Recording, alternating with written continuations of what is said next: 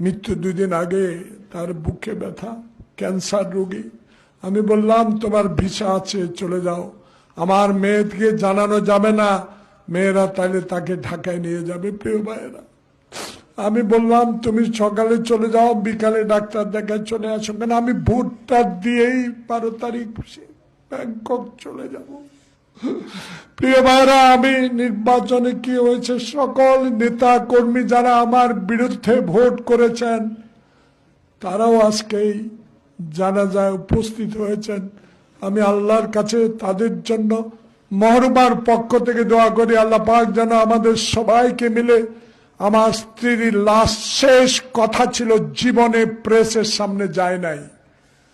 মৃত্যু 2 দিন আগে আমার জয়নুল আবদিন ফারুককে আপনারা দেখে রাখবেন, এই যেন সেনবাগ সোনামণি অংশের মানুষের কল্যাণে আসতে পারে। জনাব জেলা প্রশাসক মহোদয়, আমার সহযোদ্ধা ফখরুল ইসলাম, আপনাদের দুজনের কাছে আমার অনুরোধ থাকবে, আপনারা আমার স্ত্রীর এই শেষ আবদারটুকু দয়া করে একটু সহযোগিতা করবেন, যেন আমি তার শেষ কথাটা এই সেনবাগ সোনামণি অংশের মানুষের জন্য আমি বিসর্জন দিতে পারি।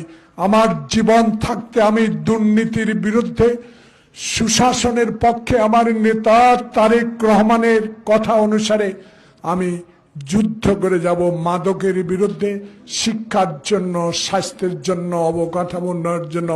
জনাব জেলা প্রশাসক মহোদয়, আপনি আমার এই জেলার সর্বময় প্রশাসনিক কর্মকর্তা, আমার স্ত্রীর শেষ কথাটুকু একটু আমার সেনবাগ সোনামণি অংশের মানুষের কথা বিবেচনা করে আপনি একটু খেয়াল রাখবেন। আমার সহযোদ্ধা ফখরুল ইসলাম, আমার আর এক সহযোদ্ধা মোহাম্মদ শাহজাহান ব্যাংককে অসুস্থ, তার জন্য বেশি বেশি করে দোয়া করবেন।